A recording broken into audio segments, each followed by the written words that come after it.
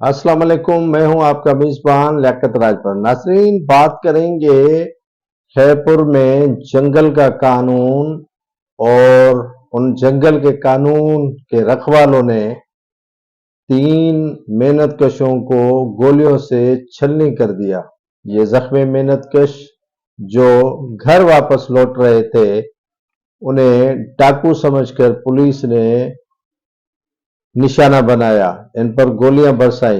ये तशवीशनाक हालत में तीनों मेहनतकश हवलदार, शाहिद और हकीम कांदड़ो को अस्पताल मुंतकिल कर दिया गया है। जैसे ही इनके वरसा को इतला मिली कि इनके 3 नौजवानों को डाकू समझकर खैरपुर पुलिस ने गोलियां बरसाई हैं, तो उन्हें धरना देने के लिए एसएसपी ऑफिस खैरपुर का रुख किया और एसएसपी ऑफिस खैरपुर के सामने बड़ा धरना दिया, लेकिन वहां पर इनकी कोई सुनवाई नहीं हुई।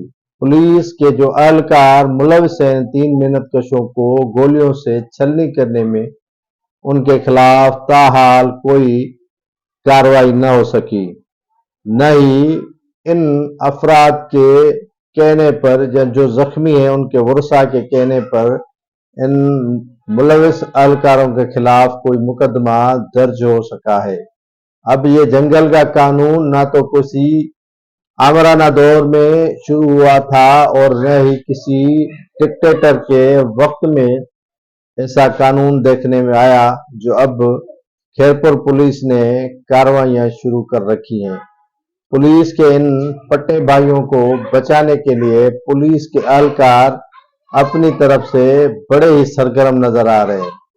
उन्हें बचाने की खातिर मुख्तलिफ थानों में इन तीनों मेहनतकशों के खिलाफ एफआईआर की जांच पड़ताल शुरू की जा रही है।